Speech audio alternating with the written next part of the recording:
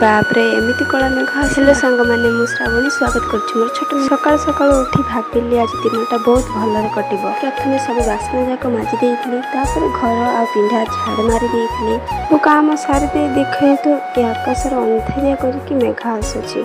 ए अदिनियमिक कोठी थाउची ना ठीक टाइम रे ही वर्षाटा आसुची टिके भी काम करे दूनी। वर्षा तो लोक मानक शांति रे रहबा कोले दबनी किछि काम करेबा को दबो ना किछि काम करेबा को दबो।